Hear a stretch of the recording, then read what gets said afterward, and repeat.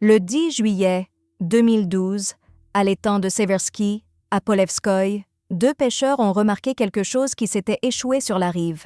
Au début, ils ont pensé à des déchets, un morceau de bois, un bout de tissu. Ils se sont approchés et ont posé leur canne à pêche. Ce qui avait été rejeté sur la rive était enveloppé d'une lourde chaîne en métal. Plusieurs tours autour du cou, plusieurs autour du torse. La chaîne était serrée fermement, enroulée avec une intention manifeste, que cette découverte coule au fond et y reste pour toujours.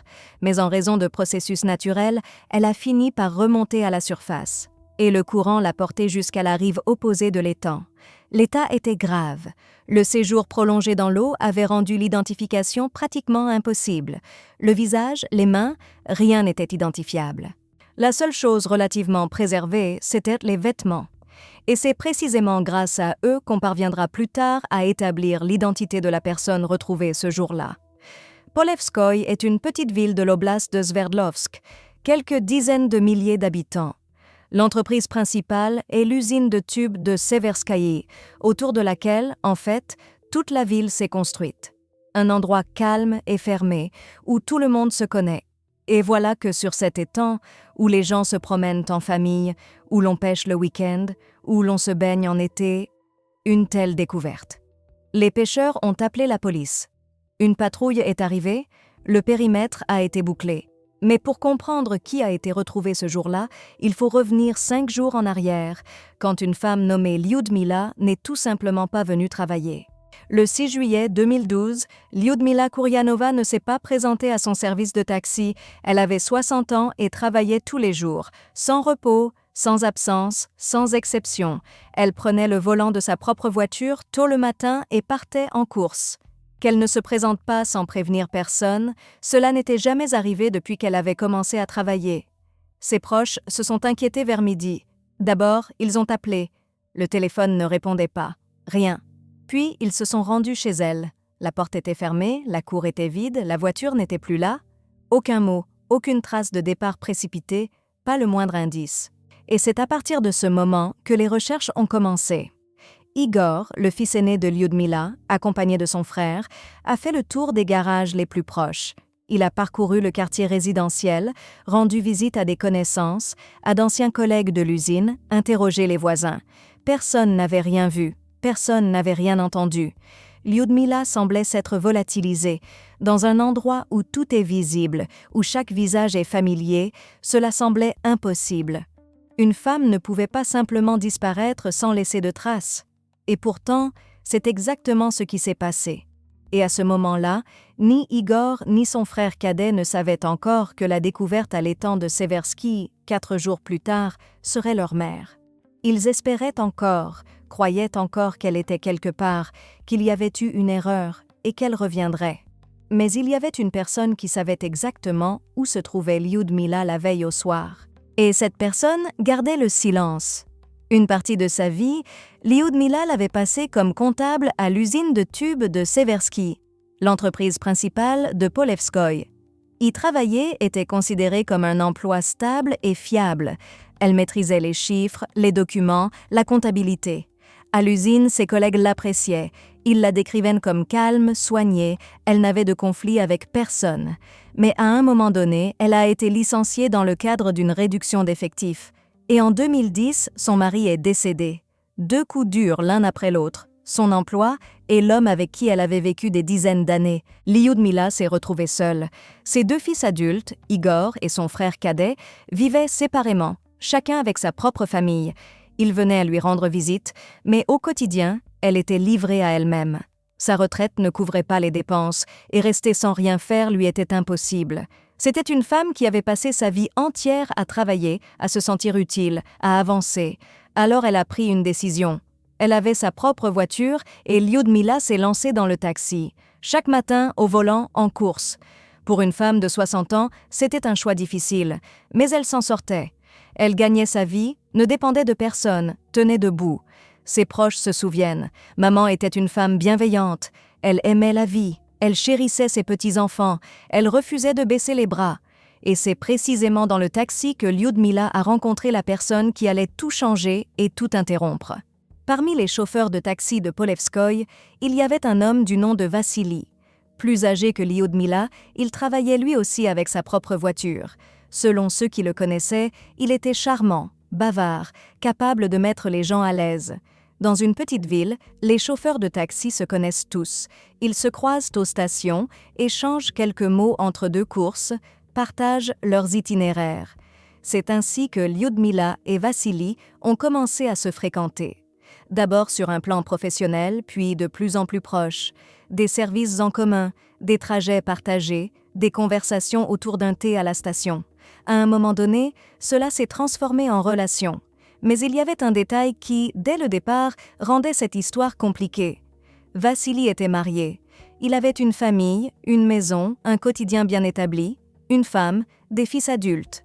Pour son entourage, c'était un homme de famille, fiable, solide. Et Lyudmila est devenue sa vie parallèle, un secret que sa femme ne devait jamais découvrir. Il venait chez elle, passait du temps, puis repartait dans sa famille. Vu de l'extérieur, cela ressemblait à une liaison ordinaire, quelque chose de tendre. Mais Lyudmila a assez vite senti que quelque chose n'allait pas avec Vassili. Elle n'en parlait pas ouvertement, ne se plaignait pas à ses connaissances, mais elle s'est tout de même confiée à une personne, à sa sœur. Elle lui a dit franchement, elle avait peur de lui. Selon Lyudmila, Vassili aurait eu des antécédents judiciaires. Elle n'a pas précisé pour quel fait exactement, mais le simple fait qu'elle l'ait dit à voix haute en dit long. Lyudmila n'était pas du genre à exagérer ou à dramatiser sans raison. Si elle l'a dit à sa sœur, c'est qu'elle avait vraiment peur. Et ici se pose une question que beaucoup d'entre vous se poseront certainement. Si elle avait peur, pourquoi n'est-elle pas partie? Pourquoi continuait-elle à le voir? À le laisser entrer chez elle, dans sa vie? La réalité est probablement moins simple qu'il n'y paraît.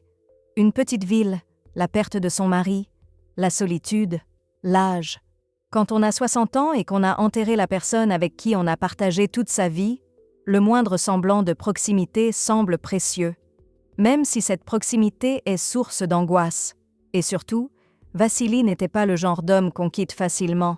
Il existe un type de personnes qui savent retenir l'autre non par la tendresse, mais par la pression. Non par des menaces directes, mais par le sentiment que vous dépendez d'eux. D'autant plus à Polevskoï, où tout le monde se connaît, et où partir ne signifie pas simplement fermer une porte, mais reconstruire toute sa vie. Lyudmila pensait probablement qu'elle gérerait, que c'était juste son caractère, une rudesse masculine. Rien de grave. Mais très bientôt, elle sortirait un matin de chez elle pour découvrir que sa voiture, sa seule source de revenus, n'était plus là. Lyudmila vivait dans une maison individuelle en périphérie de Polevskoï, non loin de l'étang de Seversky. Un quartier calme, des maisons de plain-pied, des clôtures, des potagers, des chemins de gravier. En été, de la verdure et du silence. Le soir, on n'entendait que les oiseaux. En hiver, de la neige jusqu'à la taille et de la fumée s'échappant des cheminées. Dans la cour, il y avait une niche. Autrefois, un berger allemand y vivait, imposant, puissant, attaché à une solide chaîne. Mais à cette époque, le chien était déjà mort. La niche était restée vide, et la chaîne y pendait toujours, lourde, métallique, avec de gros maillons. Personne ne l'avait enlevée, emportée ou jetée. Elle faisait simplement partie de la cour, comme la clôture, comme le portillon. Lyudmila continuait à vivre ici, seule. Le matin, elle partait travailler. Le soir, elle rentrait et fermait le portail. Ses fils venaient le week-end, parfois avec les petits-enfants. Les enfants couraient dans la cour, jouaient près de la niche. Elle menait une vie calme et régulière. De chez elle à l'étang, il n'y avait que quelques minutes à pied. Un sentier à travers le quartier résidentiel, le long des clôtures, et on arrivait déjà sur la rive. En été, on y pêche, on s'y promène. En hiver, c'est désert, personne.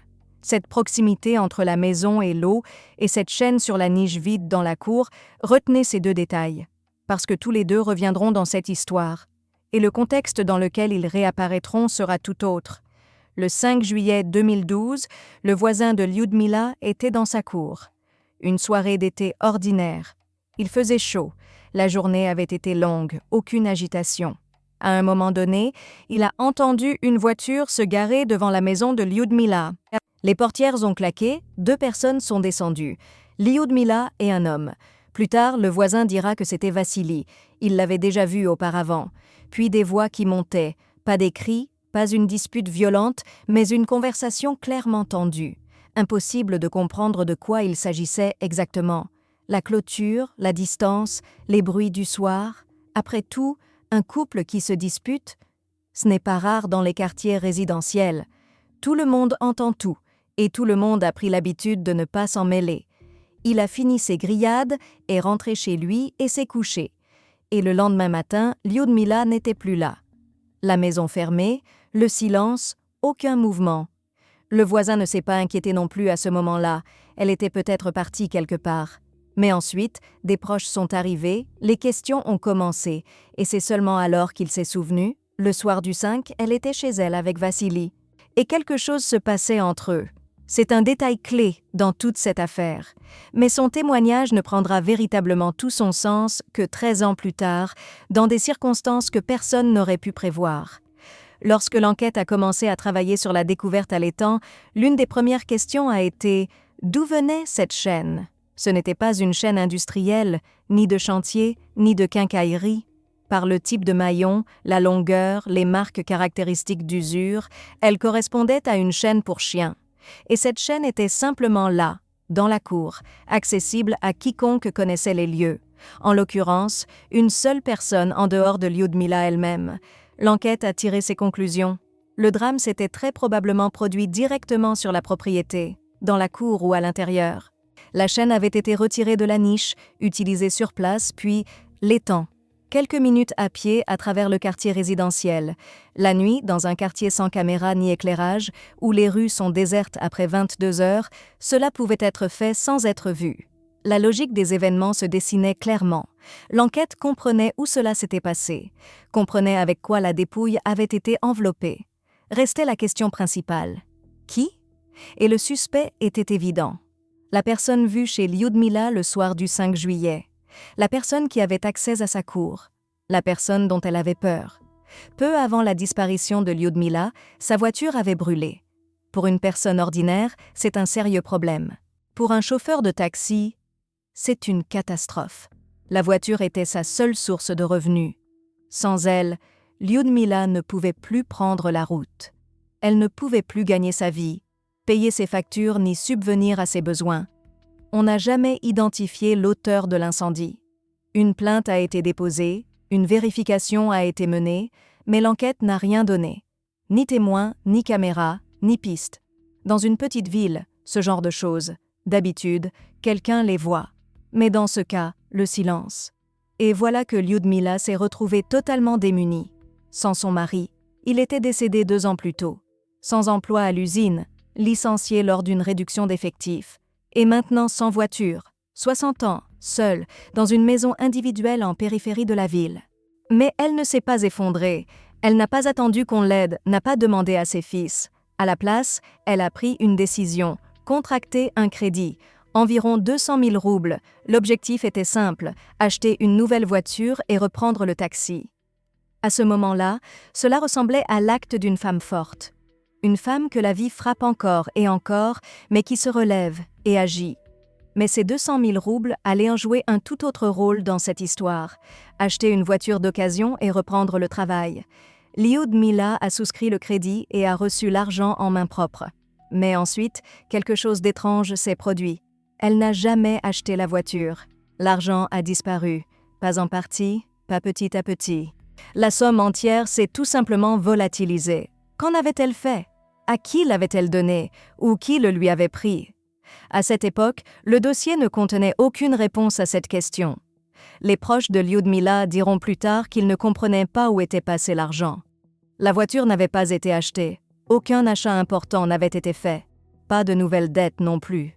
200 000 roubles qui semblaient s'être évaporés dans le néant.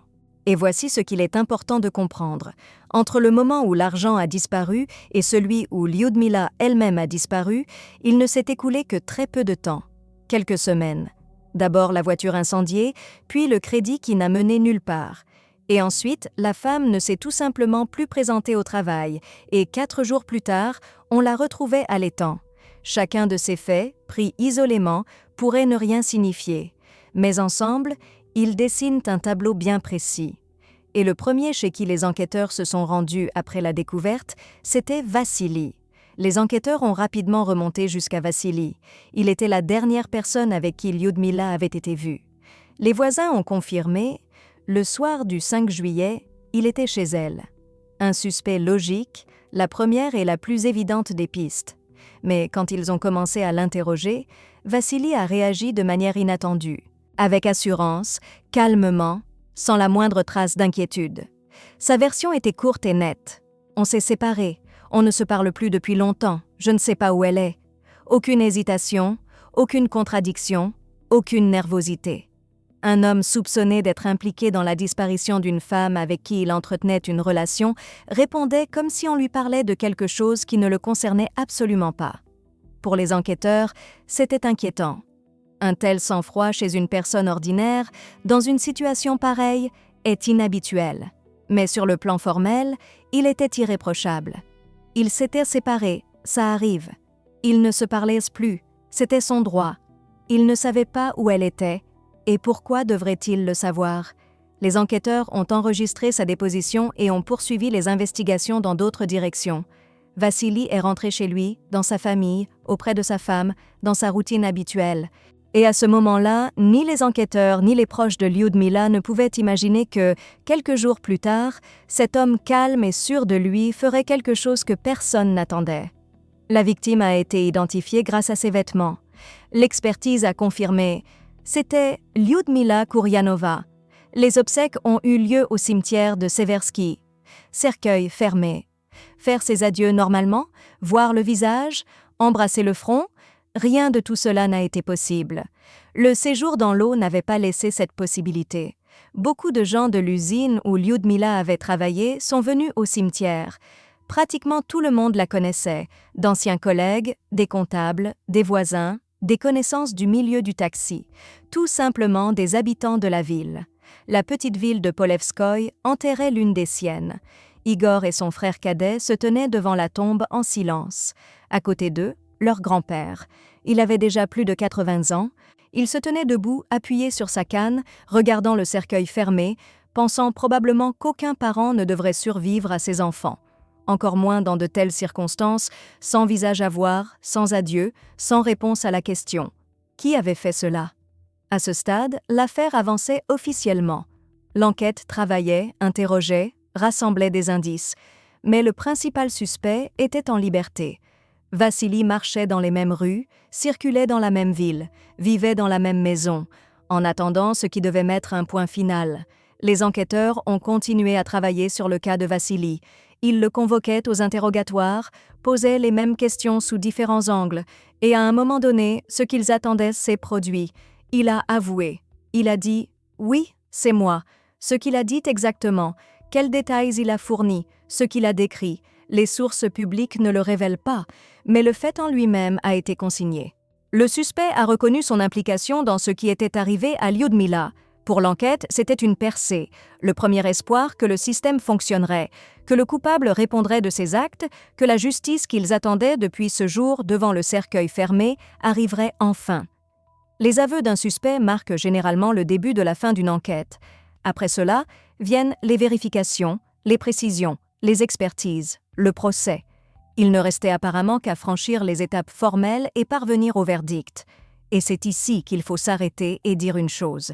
Ce qui va suivre a bouleversé toute cette histoire, car Vassili avait droit à un appel téléphonique, et il en a fait usage. Il n'a appelé ni ses proches, ni sa femme, ni ses amis. Il a appelé un avocat. Après sa conversation avec l'avocat, Vassili a tout compris. Il n'existait aucune preuve directe le reliant au drame, ni trace biologique, ni enregistrement de caméra, ni témoin direct du moment des faits. Oui, la chaîne de la niche. Oui, il était chez elle le soir du 5. Oui, le voisin avait entendu une dispute. Mais tout cela, c'étaient des preuves circonstancielles. Aucune d'entre elles ne pointait directement, de manière formelle et irréfutable, vers le fait que c'était lui qui avait fait cela. Et Vassili fait un virage à 180 degrés. Rétractation totale de tous ses aveux. Je n'ai rien dit, on m'a mis la pression. On m'a forcé, je suis innocent. Tout ce qu'il avait dit aux enquêteurs 1 heure plus tôt, effacé par un seul coup de fil à un avocat. L'aveu qui devait servir de fondement à l'accusation s'est transformé en rien. Sans preuve directe, l'affaire s'est retrouvée suspendue, dans l'impasse. Tout le monde comprenait qui avait fait cela. Le voisin l'avait vu devant la maison, la chaîne venait de sa cour. Le lien entre eux était évident. Et malgré tout, juridiquement, c'était insuffisant. Formellement, il n'y avait rien à quoi se raccrocher. Vassili est sorti du bureau, est monté dans sa voiture et est parti. Retrouver sa femme et sa vie habituelle. Et cette vie habituelle allait durer encore 13 ans. L'enquête a continué, mais sans preuve directe, il n'y avait nulle part où aller. Les proches de Lyudmila se sont tournés vers les médias, demandant à des témoins, n'importe qui, de se manifester. Ils publiaient ses photos, décrivèrent les circonstances, donnaient leurs coordonnées. Personne n'a appelé. Personne ne s'est manifesté. Pas la moindre nouvelle piste. L'affaire a progressivement été classée aux archives, un dossier numéroté, une étagère. Et Vassili vivait. Il avait pris sa retraite, avait arrêté le taxi. La famille, sa femme. Ses fils ne connaissaient de lui qu'une chose. Un homme attentionné, travailleur, tout pour la maison, tout pour la famille. Des petits-enfants sont arrivés. Il s'en occupait. Il allait à la datcha, voyageait, menait une vie paisible dans cette petite ville tranquille. Les voisins le saluaient, les connaissances lui souriaient. Pour son entourage, il était ce grand-père type, calme, fiable, inoffensif. Mais à quelques rues de chez lui, au cimetière de Seversky, se trouvait la tombe de Lyudmila. Et chaque année, Igor et son frère venaient y déposer des fleurs. 13 ans de ce contraste, lui avec ses petits-enfants, elle dans sa tombe. Et au fil de ces années, ceux qui avaient attendu la justice le plus longtemps ont eux-mêmes disparu. Le père de Lyudmila, le grand-père d'Igor et de son frère. Il n'aura vu ni procès, ni mise en accusation, ni même un seul pas en avant. Il se tenait devant le cercueil fermé et, très probablement, croyait que le système fonctionnerait, que le coupable serait retrouvé. Les années passaient, rien ne changeait. Et il est parti sans avoir jamais vu la justice rendue. Le voisin de Lyudmila, celui-là même qui faisait griller ses brochettes le soir du 5 juillet et qui avait entendu des voix élevées, est lui aussi décédé. Les années font leur œuvre, surtout dans les petites villes où les soins médicaux ne sont pas toujours à portée de main, où la distance jusqu'à l'hôpital se mesure en heures. Mais avant de partir, il a fait une chose qui allait s'avérer décisive. Il a livré un témoignage, détaillé, consigné, enregistré par les enquêteurs. Ce qu'il a exactement raconté n'est pas révélé dans les sources publiques, mais ce témoignage a été versé au dossier et y est resté. Un dossier numéroté, une étagère, les archives, et il semblait qu'il y resterait pendant des décennies. De simples papiers que plus personne n'ouvrirait. Au comité d'enquête de l'oblast de Sverdlovsk, la direction a changé, et le nouveau responsable a décidé de lire ce qui dormait dans ces dossiers. En 2025, la direction pour l'oblast de Sverdlovsk a changé. Le nouveau dirigeant serait le général Bogdan Franciszko, et l'une de ses premières décisions a été de donner l'ordre de rouvrir les affaires non élucidées des années passées, les réexaminer, les réévaluer, les vérifier à nouveau. Kourianova, 2012, Polevskoï, l'étang de Seversky, la découverte enchaînée. Les enquêteurs ont ouvert des dossiers qui n'avaient pas été touchés depuis des années, relu les procès-verbaux, les dépositions, les conclusions, et parmi tout cela, ils ont retrouvé ce fameux témoignage du voisin qu'il avait livré peu avant son décès. Ce qu'il a raconté n'est toujours pas divulgué, mais la nouvelle équipe a vu dans ce témoignage ce que les précédents n'avaient pas vu ou n'avaient pas pu exploiter. En 13 ans, beaucoup de choses avaient changé. Les technologies avaient considérablement progressé. Des expertises qui n'existaient tout simplement pas en 2012 étaient désormais disponibles et courantes. Ce qui était alors impossible à prouver n'était désormais plus qu'une question de temps et d'une seule expertise correctement ordonnée. Et l'enquête a ordonné cette expertise. Le comité d'enquête a ordonné une expertise complète. Les restes ont été réexaminés et comparés aux dossiers médicaux de Lyudmila, conservés dans les archives des hôpitaux et des cliniques. À l'époque, la technologie était bien moins précise et accessible. Tous les témoins encore en vie ont été réinterrogés. Collègues, proches, voisins. On a rassemblé tout ce qu'il était possible de retrouver après 13 ans. Ce que l'expertise a exactement révélé n'est pas divulgué. L'enquête garde cette information confidentielle et c'est compréhensible. L'affaire n'est pas encore passée en jugement et une divulgation prématurée pourrait nuire à l'accusation. Mais les résultats se sont avérés suffisants pour faire ce qui n'avait pas pu être fait 13 ans plus tôt. Vassili avait alors 70 ans. Retraité depuis longtemps, entouré de sa famille. Les petits-enfants, la datcha, la télévision le soir, une vie tranquille. Et voilà que des hommes en uniforme se présentent à sa porte avec un mandat de mise en examen. Pendant 13 ans, il avait vécu comme si rien ne s'était passé. Et ces 13 années venaient de prendre fin. Vassili a été conduit au tribunal pour la décision sur sa mesure de détention. Et là, le spectacle a commencé. Un homme de 70 ans, qui la veille encore se promenait avec ses petits-enfants à la datcha, s'est soudain agrippé la poitrine. Il se sentait mal. Il ne pouvait plus se tenir debout, réclamait une assistance médicale. Le tribunal a évalué son état et a décidé de ne pas le placer en détention. Il a été remis en liberté sous contrôle judiciaire avec interdiction de quitter le territoire. Ses proches, sa femme, ses fils ont pris sa défense. Face aux caméras des journalistes, il répétait la même chose, un homme au cœur d'or. Tout pour sa famille, tout pour son foyer. Il n'est pas capable d'une telle chose. Et de l'autre côté de la salle, il y avait Igor, le fils aîné, qui avait attendu ce moment pendant 13 ans. Il était venu dans un seul but, regarder Vassili dans les yeux. Mais Vassili détournait le regard. Pas une seule fois durant toute l'audience il n'a regardé dans sa direction. Il n'a pas tourné la tête, n'a pas levé les yeux. Il n'a pas reconnu sa culpabilité. Sa position restait la même qu'il y a 13 ans. Innocent, pas impliqué, il ne sait rien. Actuellement, il prend connaissance des éléments du dossier, après quoi le procureur signera l'acte d'accusation et l'affaire sera enfin transmise au tribunal de Polevskoïe. Il a détourné le regard parce qu'il savait la question qui planait sur cette histoire depuis le début. Pourquoi ? Qu'est-ce qui a poussé un grand-père retraité de 70 ans à mettre fin à la vie d'une femme avec qui il entretenait une relation ? Si l'on rassemble tout ce que nous avons appris, le tableau commence à se dessiner. Premièrement, l'argent. 200 000 roubles de crédit que Lyudmila avait empruntés et qui ont disparu sans laisser de traces.